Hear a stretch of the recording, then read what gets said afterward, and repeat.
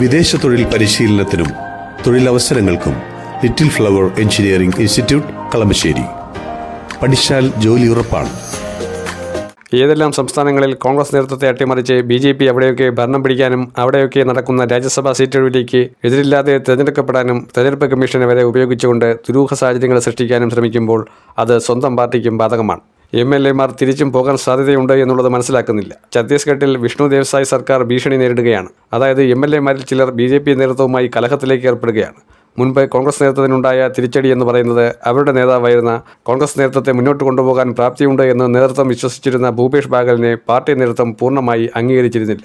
എന്നാൽ അതുപോലെയല്ല മുൻ കേന്ദ്രമന്ത്രിയും നിലവിലെ നിയമസഭാ പ്രതിപക്ഷ നേതാവുമായ ചരൺദാസ് മഹന്തിന്റെ കാര്യം. ഛത്തീസ്ഗഡിൽ കോൺഗ്രസ് പ്രതിപക്ഷത്ത് തന്നെയാണ്.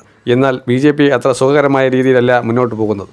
ഭൂപേഷ് ബാഗലിനെ കേന്ദ്രത്തിൽ നിർണായക സ്ഥാനമാനങ്ങൾ കൊടുത്ത് പകരം ഛത്തീസ്ഗഡിൻ്റെ കോൺഗ്രസിൻ്റെ താൽപ്പര്യങ്ങളും തീരുമാനങ്ങളുമെല്ലാം ചരൺദാസിൻ്റെ പിന്നിൽ അണിനിരത്താൻ വേണ്ടിയുള്ള ശ്രമങ്ങൾ തുടങ്ങിയിരിക്കുകയാണ്.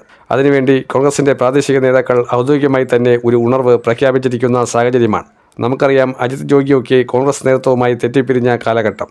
അത് കോൺഗ്രസിനുണ്ടാക്കിയ ക്ഷീണം ചെറുതല്ലാത്ത ഒരു കാര്യം തന്നെയാണ്. ഇപ്പോൾ നിലവിൽ വിഷ്ണു ദേവ്സായിയാണ് മുഖ്യമന്ത്രിയെങ്കിലും പല നേതാക്കൾക്കും രമൺ സിംഗിനെ കൃത്യമായും ഛത്തീസ്ഗഡിൻ്റെ ഭരണ തുടർച്ചയ്ക്ക് വേണമായിരുന്നു. അല്ലെങ്കിൽ BJP പൊട്ടിപ്പാളിസാകുമെന്ന ഒരു വിശ്വാസത്തിലാണ്.